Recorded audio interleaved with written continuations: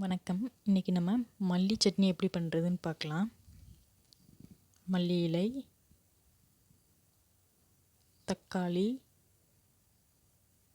வத்தல், பூண்டு, தேங்காய் சில், கடலைப்பருப்பு, உளுந்தம்பருப்பு, உப்பு, தாளிக்கிறதுக்கு கடுகும் கருவேப்பிலை.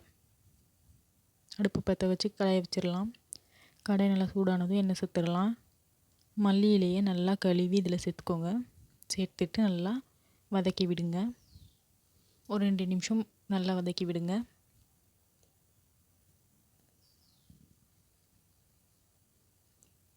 நல்லா வதங்கிருச்சு. இப்போ பூண்டையும் வத்தலையும் சேர்த்துடலாம். சேர்த்துட்டு நல்லா வதக்கி விடுங்க. ஒரு நிமிஷம் நல்லா வதக்கி விடுங்க. நல்லா வதங்கிருச்சு. நம்ம பிளேட்டுக்கு மாற்றிடலாம். கடாயில் எண்ணெய் சேர்த்து எண்ணெய் நல்லா சூடாகவும் கடலைப்பருப்பை இதில் நம்ம சேர்த்துடலாம். கடலைப்பருப்பு நல்லா பொன்னிறமாகிற வரைக்கும் வறுத்து விடுங்க. இப்போ உளுந்து சேர்த்துடலாம். சேர்த்துட்டு நல்லா வதக்கி விடுங்க.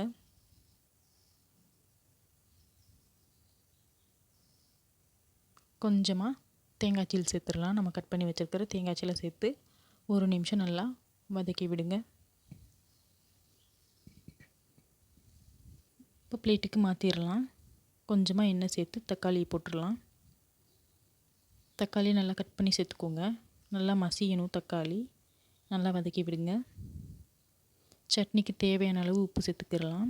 சேர்த்துட்டு நல்லா தக்காளியை வதக்கி விடுங்க.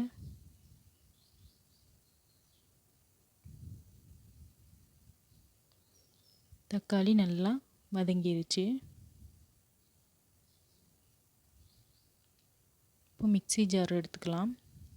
நம்ம வறுத்து வச்சுருக்கிற மல்லி இலை, தேங்காய் சீல், வத்தல் எல்லாம் சேர்த்துடலாம். சேர்த்துட்டு அரைச்சிக்கலாம். இப்போ வதக்கி வச்சுருக்கிற தக்காளியை சேர்த்துக்கலாம். சேர்த்துட்டு தண்ணி விட்டு அரைச்சி எடுத்துக்கோங்க. இப்போ கடாயில் எண்ணெய் சேர்த்துடலாம். நல்லெண்ணெய் சேர்த்துக்கோங்க. எண்ணெய் நல்லா சூடாகவும் கடுகு சேர்த்துடலாம். கடுகு நல்லா பொரியவும் கருவேப்பிலை சேர்த்துடலாம்.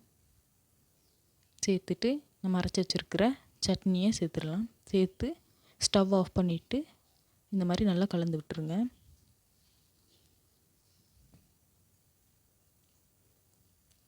சுவையான மல்லி தக்காளி சட்னி நமக்கு தயாராகிருச்சு.